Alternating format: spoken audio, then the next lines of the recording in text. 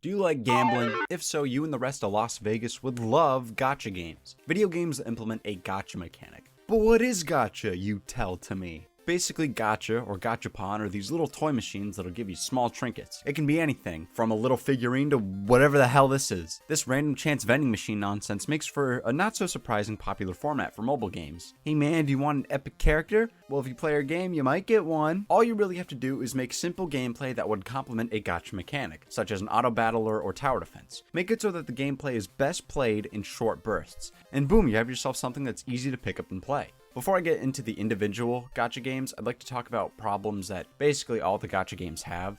Number one, the tutorials in most gacha games are way too fucking long. That's weird, aren't these mobile games? Yeah, which is surprising because once you get out of those tutorials, you're only playing the game for like no longer than an hour a day. I understand that you need to teach your player how to play your damn game, but there are better ways to show off your mechanics without stopping them every 15 seconds to tell them how to like jerk off or whatever. Or fear of missing out is probably one of the more shittier tactics used. Here's a hypothetical. Alright guys, we're introducing this character. It is going to be the strongest thing ever. It is so goddamn strong, it's damn near required to beat some of those later levels. But you only have 15 seconds to get it. And if you don't get it, it'll be sent to the Disney Vault forever. And if you're free to play, good fucking luck getting that shit. You will not have enough time. The reason why this tactic works is because people are affected more by L's than dubs. It's how the brain works psychologically. Loss aversion. But what is loss aversion? Well, I sort of explained it a couple seconds ago. The brain will take a loss twice as much than if it took a win. That's why something like screwing up on a math test will have you filled with like more dread than happiness if you got like a million-dillion% on that math test. In the FOMO section, I mentioned via a hypothetical where a new character was added and how they'd be the strongest ever, and there would no be, you get it. Well, that character being stronger than the rest is something called power creep, which sounds like a terrible TV show. Along the lines of the greats, It's Always Sunny in Philly. You got power creep. Family Feud, you got fucking power creep. In gacha games, you never want to nerf a character. Here are a couple Reddit posts talking about a nerf and why it was one of the reasons why the game lost a good chunk of their player base. Bye-bye, World Flipper. I get why it's bad to nerf. Being affected by losses more. Oh my god. So, this isn't the case for most gacha games, but sometimes those fuckers decide to make a character just cost $100. To put that in perspective, you could buy 100 copies of Left 4 Dead 2 when it's on sale with that money. That is absurd, okay? Like, no Street Fighter chode. I'm not spending that much on a character. I'm rarely spending that much on older video games. But putting aside on how pricey things can be, sometimes the characters are just locked behind a paywall. They're usually stronger than most, if not all, the free-to-play characters. Which makes sense. You're paying for the character, you'd hope it'd be kick-ass. But I'm still not a fan. If you want to pay to make it easier to obtain the characters, fine, go ahead. But having a character that can only be gotten via IRL payments is just making it so that free-to-players will get screwed over because fucking Elon Musk decided to buy his way to victory. I sure do pity the poor bastard that relies on pity systems. I do think pity systems are good. For those unaware, a pity system makes it so that a higher tier character are easier to obtain after enough polls. Without it, good luck trying to get some of those event characters. But there are different kinds of pity. The most basic one being hard pity. Basically, after you get enough polls, your chance of getting a banner character will increase by each poll. It'll either be slowly built to 100, or you'll just straight up get the high tier poll immediately. Pretty good, pretty basic. But do you like stupidity? Soft pity. Basically, when you hit a character, you can get a high tier character. You might not get the banner character. Oh yeah, I should probably explain. Pities are used on banner polls. Banners are usually cycled through, and they're also used for events. The one on the banner itself is the main deal. It is the character you want. With soft pity, you essentially have a 50% chance to get that banner character, or just some average lame high tier character that you don't care about. But once you hit pity the second time around, the game should give you that banner character. Spark. Basically, every poll, you'll get something that I like to call a compensation coin. After you have enough, you hit Spark. Once you hit Spark on a banner, you can just choose the character you want from the banner. It's so those that are really unlucky actually have a chance to get something. What's also great is that Spark doesn't reset if you get a banner character. While the other pities will reset as soon as you get the banner character, Spark will just keep on keeping on. So technically, you're getting more bang for your buck, which is always appreciated. The UI in most gacha games fucking stink. 9 times out of 10, there's just way too much shit on the screen. This amount of stuff would be fine normally on a computer, but these are mobile games and should be designed accordingly. There are way too many buttons doing way too many things. And sometimes, if you press a specific part of a button on a not so big screen, that'll do something completely different. You know what, here's an idea.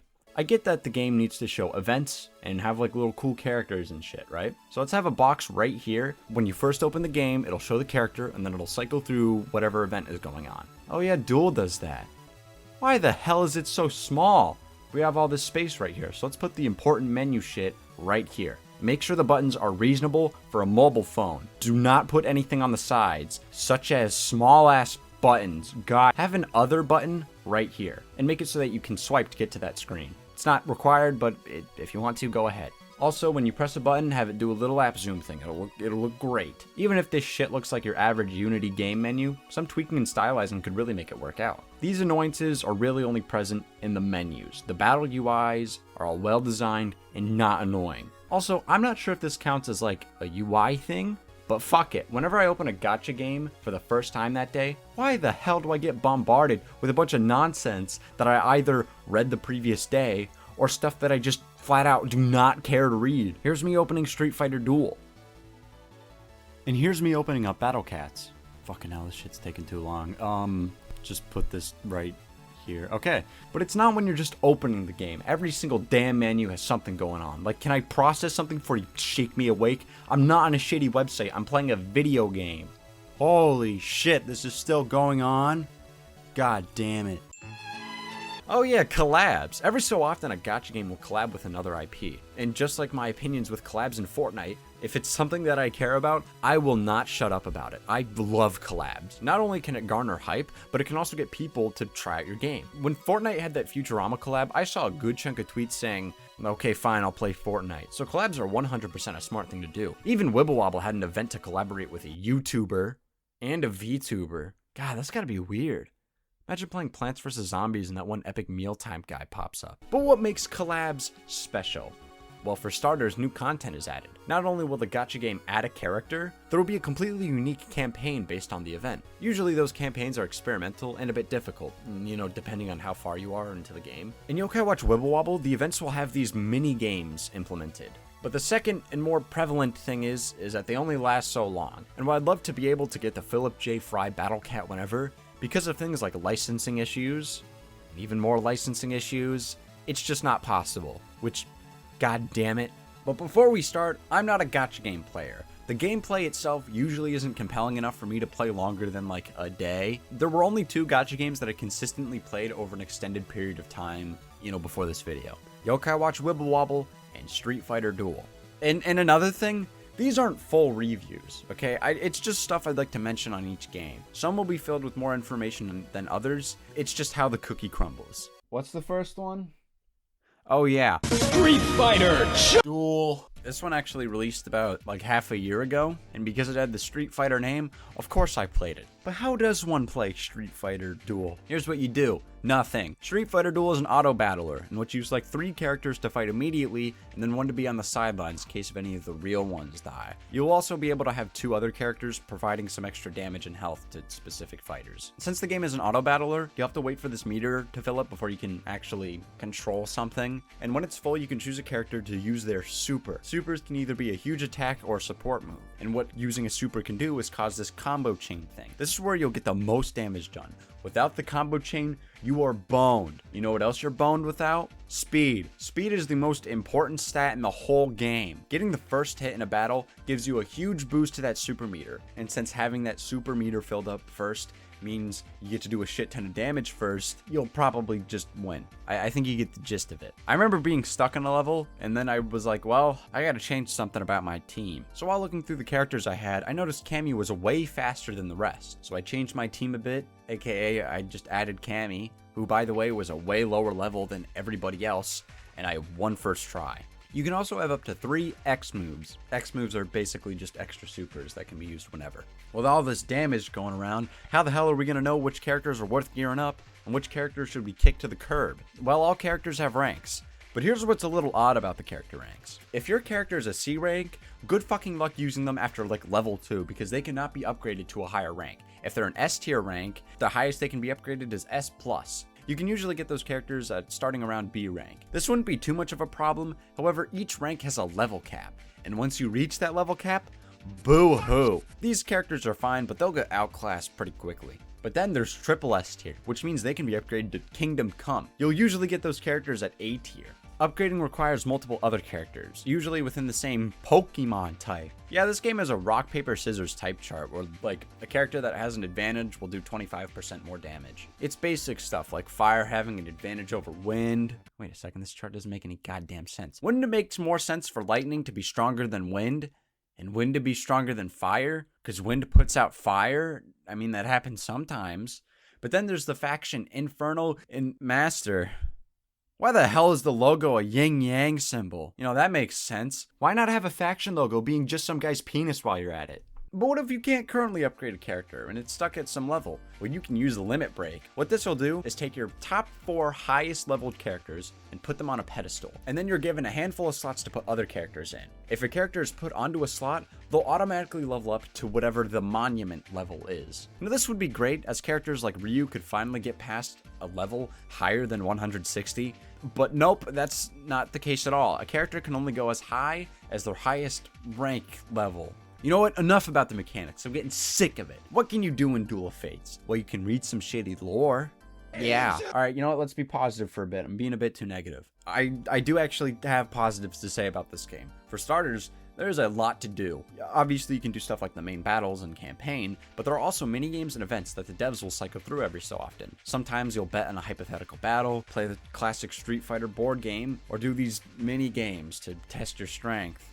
Phew, boy, that training was intense. Oh, what'd you do? I just pressed random shit on my phone. But what about something that you can do every day? Well, Supreme Fist is basically another campaign mode. But once you beat a team, you'll go up a level and gain some rewards. It's nothing too crazy, but that shit can add up once you beat like 10 levels at a time. But another thing, something that I find way more interesting, and something that actually requires some brain power, is Shadaloo City. It's a kind of a weird movement grid system. I guess the best way I can compare it to is that Godzilla game on the NES from like that AVGN episode. Landing on a grid will cause you to battle somebody, give you the chance to heal, buy some equipment, or gain a new character specifically for Shadaloo City. There are 3 floors to traverse through, and a boss at the end of each floor. They can go from, hey, that wasn't too bad, to super AIDS. God, why do I like Shadaloo City? Well, the fact that if your character dies in one of the stages, they'll be unusable until you get a revive pack or until Shadman City resets. We've been battling too much. I want to take a break. Let's visit Wonderland Training. Sounds magical.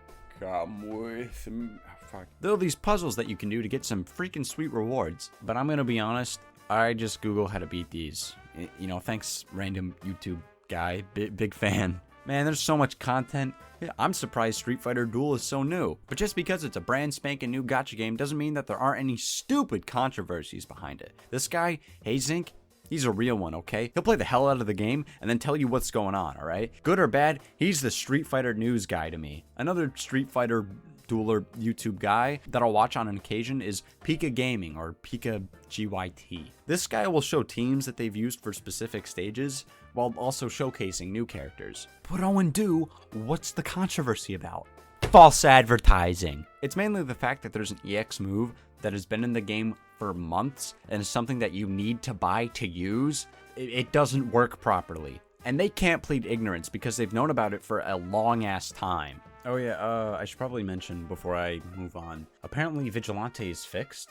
I put into the comment section, and Hazing said it works properly now. But I still think the fact that it took as long as it did to fix it, it still isn't great, but at least it's fixed now. Also, what the shell? Why are these characters moving like that stupid Bowser fart gif? Don't get me wrong, the portraits look good. It's just that they move so awkwardly. In contrast, I really like the overworld sprites. I think they look really nice and are charming. Now I've talked about the ups and downs of Street Fighter Duel, but you know what the worst part of this goddamn game is? I made a guild. It's nothing too crazy. I called it Jelk Squad and nobody joined.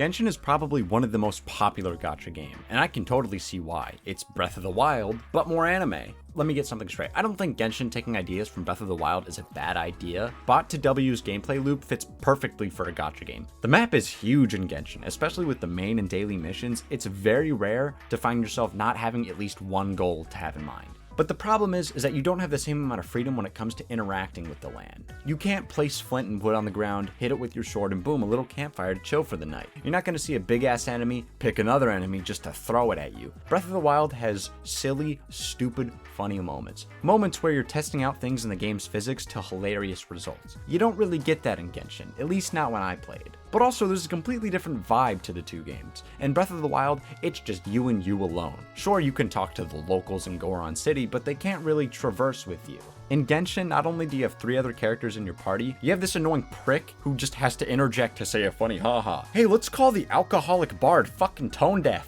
Every single time. Guha geek? Is that even how you say it? As per tradition. My ass, dude. Fucking hell. This isn't like Comedy Central roasts. It's like, shut up.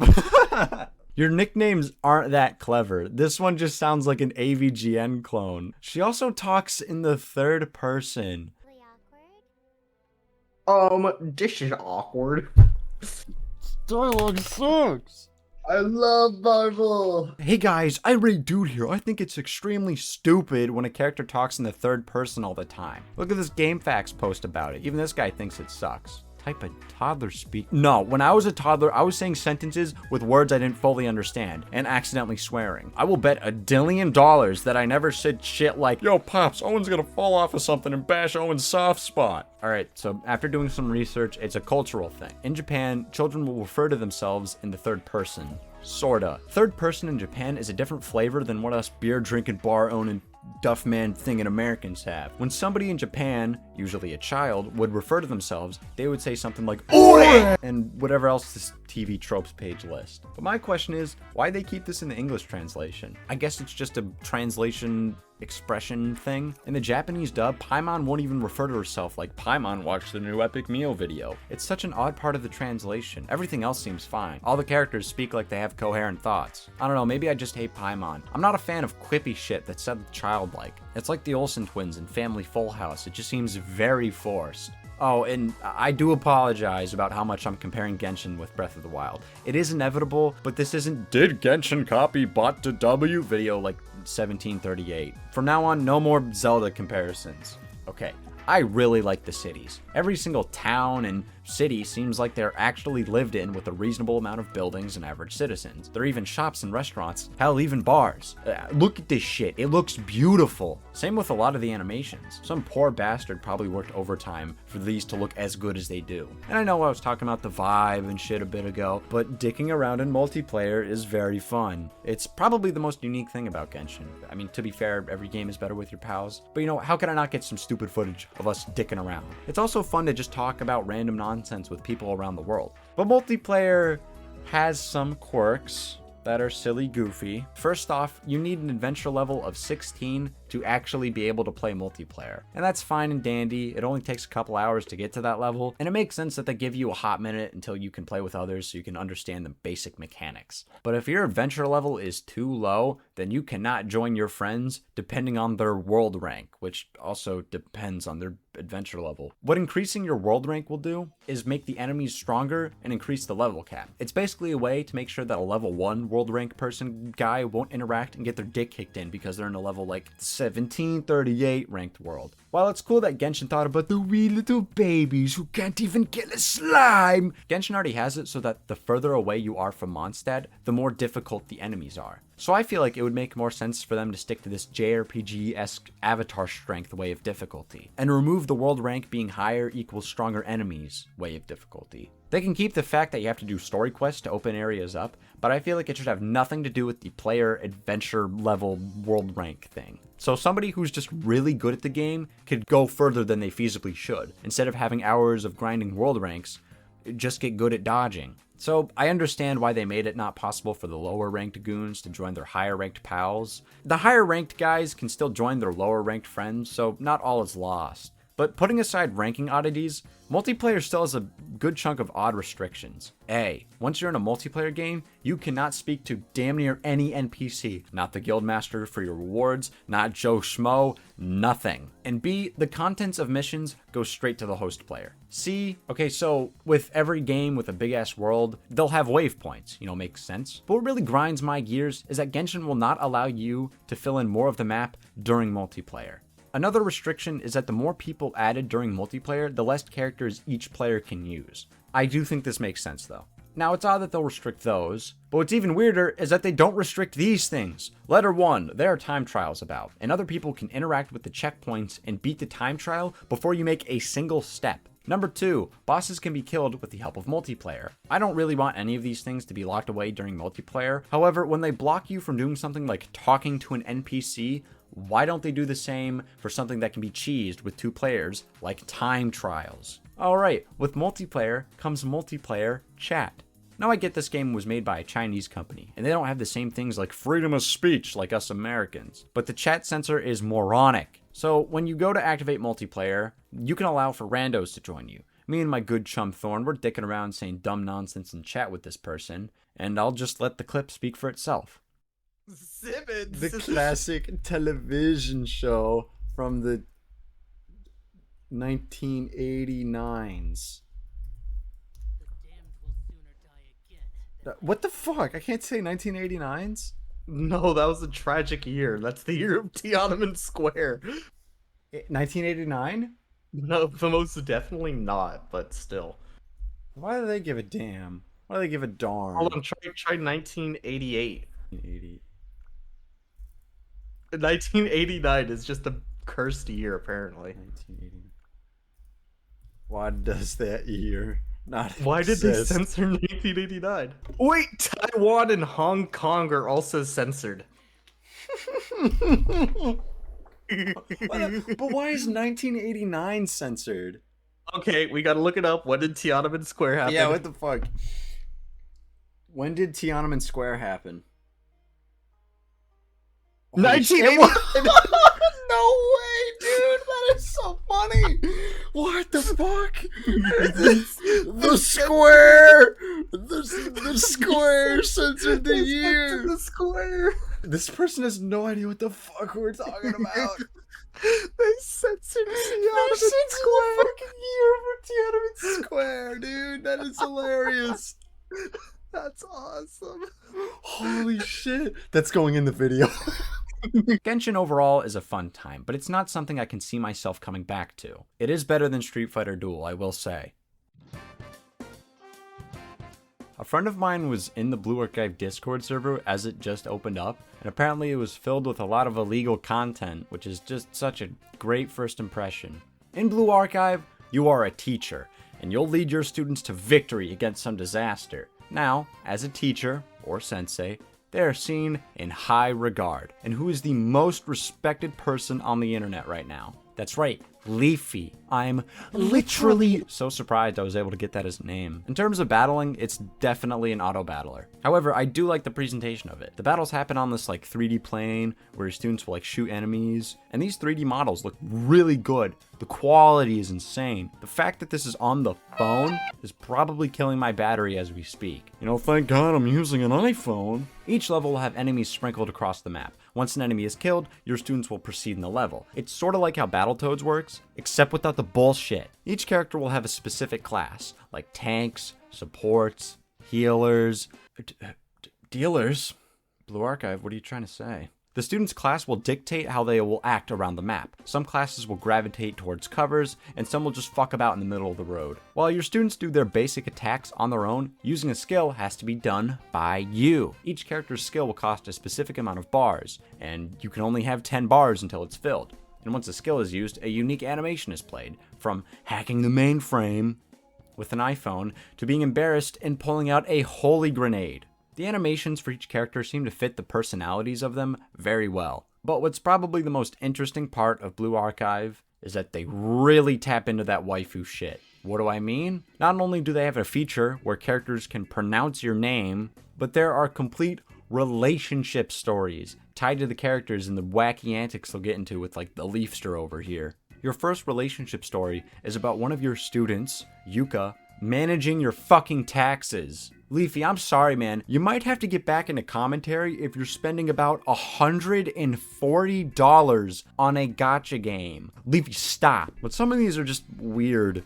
Weirder than your student managing your taxes. So there's a story where this freaking liberal makes you eat a shit ton of food that has a lot of sugar in it, and then just slaps you on a merry-go-round. It's like, just why people like this character? I do have problems with the character-based stories that aren't just weird events. Number one is that these are relationship stories with a teacher involved, and some of these characters are like 14. Like, that's not concerning at all. Good to know Blue Archive fans and Sneeko have something in common. Their favorite movie. But also, okay, they'll give you an option to say something, but it doesn't really matter. Like, your tone will be different. However, the end result will stay the same. I get that this isn't a telltale experience, but why even have these options if nothing substantial will change? Wacom over here is still gonna blow up explosives in a fireworks storage facility, but instead of Gangnam styling, she'll hit the Quan. Wow, that was totally worth going through that twice. Blue Archive also has that Godzilla NES style game mode, but it's cooler because sometimes you'll have to deal with 2 or 3 parties instead of just 1. It makes it so that you have to build up more characters instead of just your most powerful 5. I also heard from a pal that if you build the wrong character with the wrong stuff, you are boned when it comes to the competitive scene, which I feel is way too unforgiving. Somebody like me would definitely get like comp softlocked 30 times over. It just sucks. Speaking of the competitive scene in the meta, PvP stinks. I didn't do it too much, but it's so goddamn easy to get stuck where just nothing happens. Like, the characters will do the damage, but then immediately get healed, so that's cool. But other times, you'll just get obliterated, or obliterate the opposing team. And in the competitive scene, team building is like the only way to do well in PvP. If you're a normal fellow like me, just forget about it. But if you like wasting time, I don't know, then go ape shit. The PvP guides are fucking insane. People are using shit like geometry and Desmos.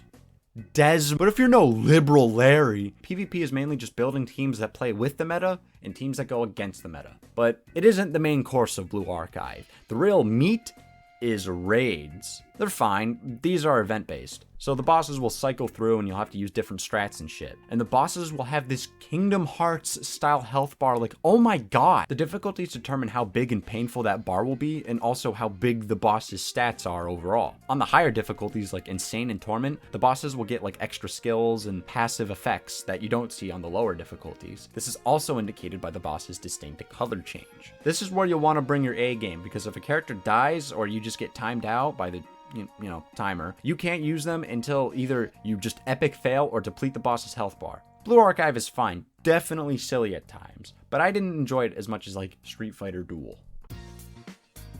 Before I dive deep into Arknights, I would like to mention some things. 1. I really like this art style. I'm more so talking about the in-battle style. Not saying the outside of gameplay style is bad, I think it's good as well, but I think the in-game battle sprites carry a lot more charm. It reminds me of like that one person who makes those little cartoon characters out of cardboard. It's cutesy. 2, this is a little random, but I really like how they styled numbered dates. I think it's nifty and futuristic-like. Actually, the use of fonts in this game is consistently really good. Number 3, I talked about UI earlier, but Arknights goes above and beyond with how terrible it is. When you're first looking at it, shit's overwhelming. For a good while, it took me longer than it should to find the main campaign. Now, I may be stupid, but I don't know, this seems to be more moronic than this reaction video of a guy reacting to himself.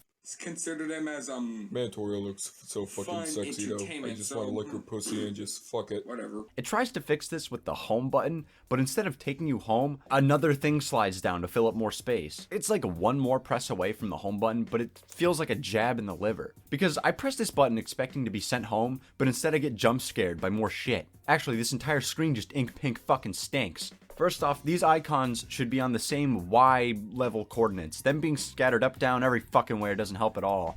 Secondly, these icons are too small. And you see these little circles? Yeah, no, they don't do anything. It shows the important stuff, but it doesn't need to exist. No, really, it would have been way easier if it were just to send you back to the main menu. All the stuff on this damn thing is right there anyways. Alright, let's talk gameplay. The gameplay itself is pretty engaging and requires a lot of strategy. It's basically like Balloon's tower defense, And that's not a bad thing. Bloons tower defense games are really fun. But whenever you place an operator, you can choose what direction they face. This is all fine and dandy, but you can't switch the direction they face, which causes you to really think and assess the situation you're in. Like, should this Doberman face up or left? It's game changing. In Arknights, there's this game mode called Annihilation, where you're given a limited amount of operator summons and about, 400 fucking enemies to deal with.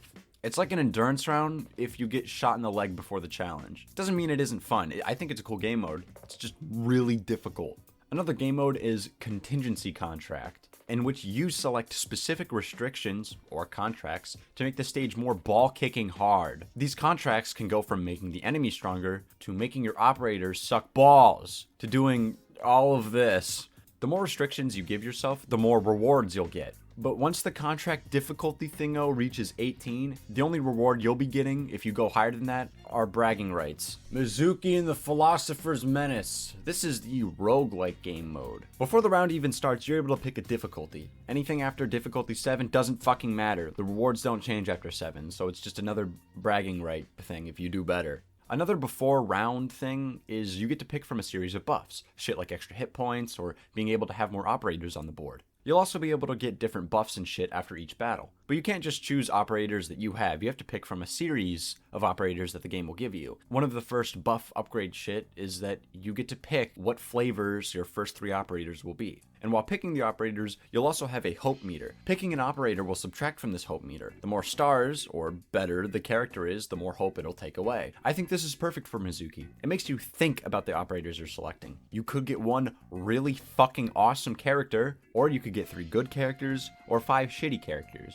And to help you out, during battle, you'll get temporary little fellas. From a nutcracker with a shotgun, dealing a ton of knockback, you only get them if you have the weed operator, to a debuffer. Your objective HP thing also doesn't automatically refill after each battle, so you're constantly being whittled down. You can also choose between different branches of battles, so you get to pick your poison. There's also a chance for levels to have gimmicks. In this stage, there's these fucking globulent tumor things that remove operator placement squares. You can damage them and remove them, but that takes time. It's really cool, but like every other roguelike, your run can just be over in the matter of 2 seconds. The last game mode I'd like to talk about is Stationary Security Service. This is the Gauntlet mode, where you go through 6 levels, and the 6th being a boss fight. You'll also get to choose a special unit that'll give support, with both a passive and an active effect. What makes this game mode unique is that you can only have 4 units on board at a time, but you can stack operators on top of each other. What this will do is give the placed operator a special buff based on who was on the tile beforehand. So if you combine the correct operators, you can just create a Diet Super Goku.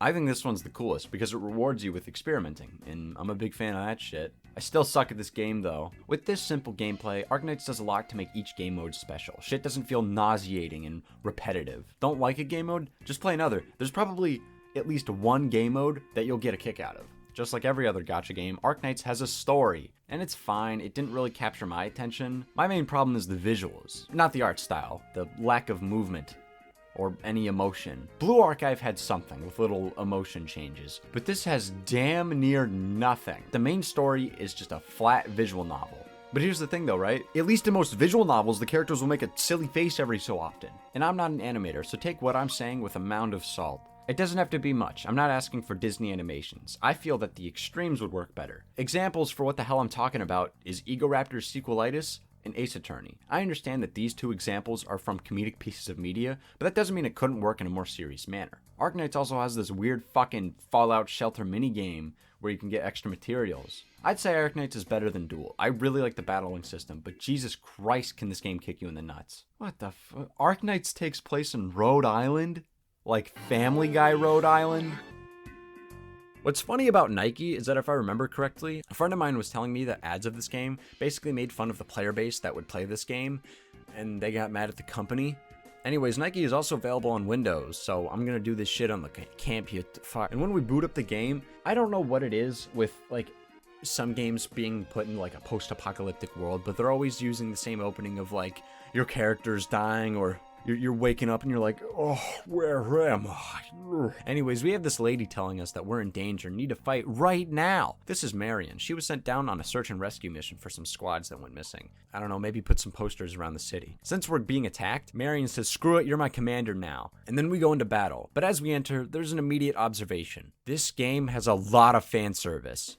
And, her thighs are a little thicker than I remembered. Now, I don't care about fan service. That's not why I'm playing a game or watching a TV show. And who am I to judge? I'll buy something because it has Futurama plastered all over it, not because of, like, the big gazondas. And if that's the reason why you're playing Nike, fucking whatever. I'm not your dad. I'm not gonna tell you why you should enjoy a game or not. But, you know, at the end of the day, the company did get us to play the damn game, ironically or not.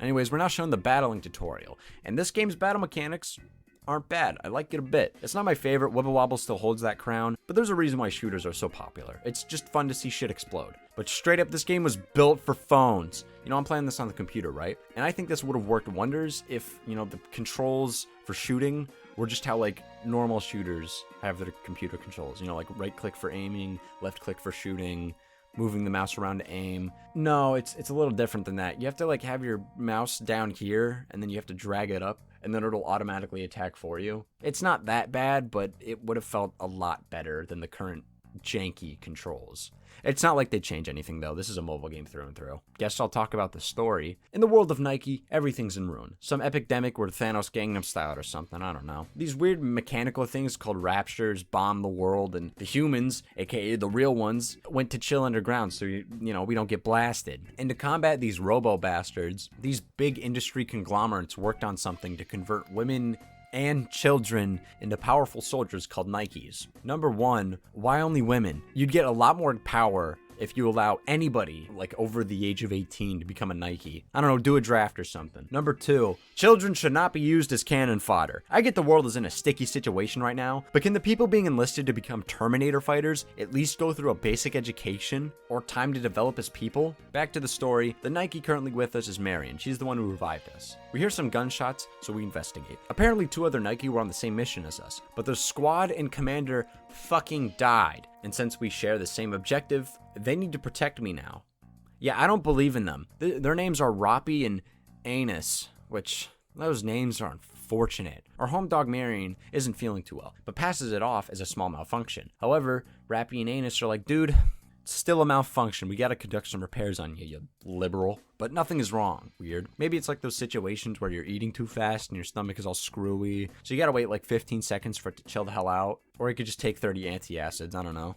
After a couple more battles, it seems like Marion is feeling worse. Her eyes are red now, which that's never a good sign. Apparently she got corrupted, but we don't have much time to worry about her weed eyes because this Metal Gear pops up and tries to kill us. This is where we learn about weak points. Basically, during a battle, 2 different kinds of circles will appear, a red and a white. If you attack the white— You fool! I didn't even talk about it yet! Okay, if you attack the white circle, the enemy will immediately go for a special attack. And then if you attack a red circle, that'll stop the special attack. Easy to understand, definitely keeps you engaged. You gotta pay attention, okay? This isn't science class. There's no stupid tests, you know, on how many protons of trollium are in the classic Newgrounds cartoon Street Fighter Chode, okay? What's cool about this boss is that they'll just sometimes grab a Nike and stun them from moving, which causes you to, like, switch about with the characters, and that also causes your entire party's health to be whittled down. Actually, there's another boss later on that is absolutely awesome. You're going through this mine shaft and this big robot's chasing after you. Everything's exploding. You also got to constantly switch between the characters because you got to reload your guns, as those red circles are way more prominent in that boss fight. It's genuinely kick-ass. After we destroy the robot, we get a cutscene basically showing us that Marion is boned, so we have to put her down. This is emotional. What's worse is that only the commander can execute a Nike. It's a moral thing, you know, Nike can't kill their own kind. There's even a special pistol used. If a Nike is corrupted enough, they'll become an irregular. So we pop a bullet in Marion's robo-brain, and the game ends its first chapter. I think this cutscene is really good. It is very respectful. It lingers at times where it's appropriate, but it also catches you off guard a bit. Before this point, Anus was making stupid faces like this and joking about how the commander jelks. But now we're staring at this depressed, dying robot. However,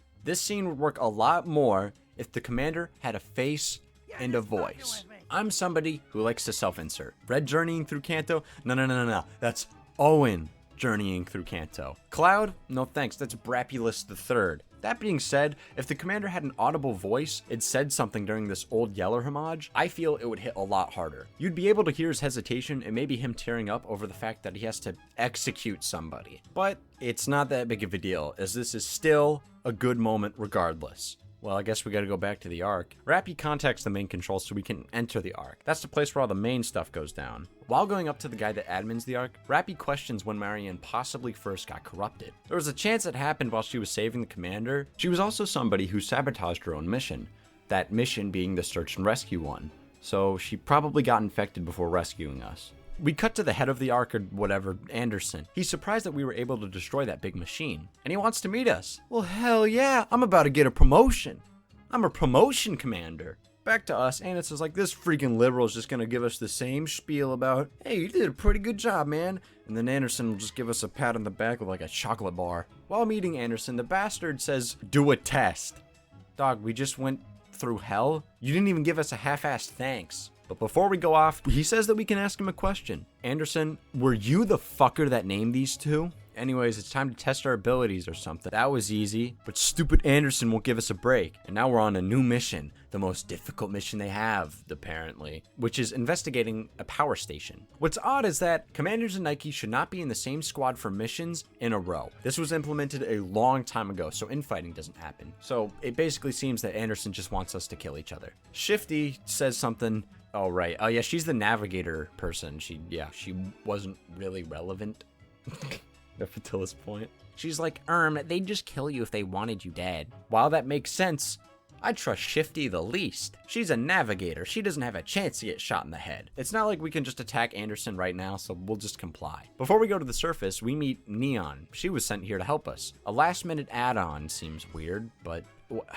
She isn't fully aware what her Nike type is? I believe. Yeah, well, I believe you're full of shit. Time to head to the surface now. By the way, this loading screen is a flashbang. Jesus Christ. Also, what is this tip? In the campaign, you'll battle various enemies related to the story. No way, really? I bet the guy who wrote this got confused, like when he jumped in Mario after pressing A. After some exploring, we find a drain pipe that could lead to a power station. So we gotta solid snake our way through. And this fucking just great cutscene plays out. So we're already in an awkward situation, right? Rappy is in front and wants to make sure that we're still kicking, and the commander just couldn't help himself. But you know what? It gets worse. Line of fire. Anus, are you really one to talk about being weird here? Look at your face. Your face is a devious face. Look at your dumb, devious face. Man, I've been playing too much gacha games. I think I'm going crazy. I think I might want to go to the casino.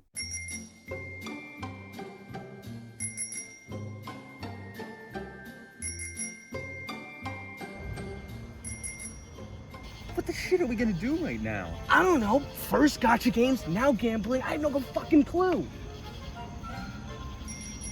I have an idea.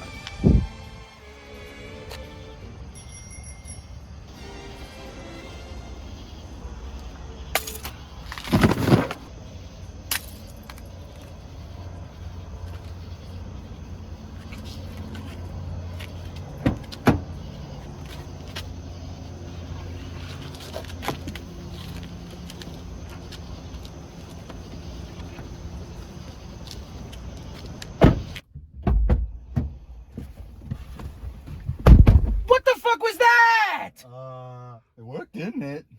I guess you're right. Let's go home.